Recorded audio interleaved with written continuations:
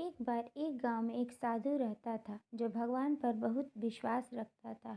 यह बार वह एक साधु पेड़ के नीचे बैठा था और भगवान को याद कर रहा था तो अचानक वहां बाढ़ आ गई। चारों तरफ पानी ही पानी। सब लोग अपने आप को बचाने के लिए ऊपर पहाड़ की तरफ भागने लगे।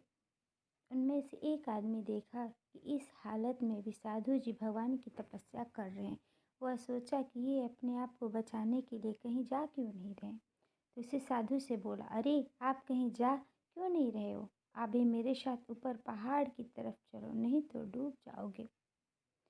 साधु बोले, अरे हमें क्या होगा? मैं भगवान की इतनी तपस्या करता हूँ, मुझे कुछ नहीं हो सकता। मुझे भगवान अपने आप बचाएगा। धीरे धीरे पानी साधु के कमर तक आ गया। अब लोग वहाँ से नाव लेकर निकलने लगे।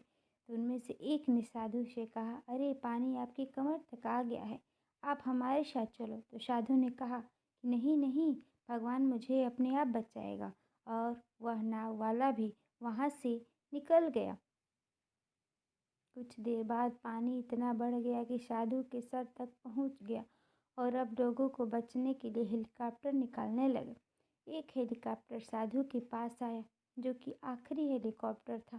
साधु के पास नीचे रस्सी फेंकी और बोला, इसे पकड़ो और ऊपर आ जाओ, नहीं तो आप डूब जाओगे। यह आखिरी हेलीकॉप्टर है और आपके पास में दूसरा कोई रास्ता नहीं है बचने के लिए।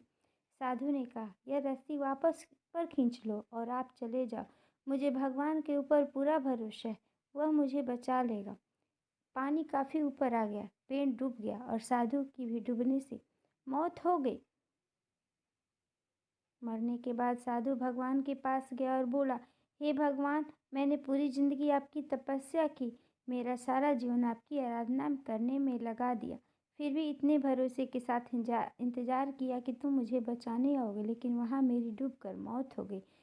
तुम नहीं आए, ऐसा क्यों किया? भगवान बोले, मूर्ख इंसान, एक नहीं 3 बार आया था। वो तीनों बार मैं ही तो था। पहला पैदल, दूसरा नाव के द्वारा और तीसरा हेलीकॉप्टर के द्वारा। लेकिन तुमने मेरा एक भी अवसर पहचान नहीं पाया। पता नहीं किसका इंतजार कर रहा था।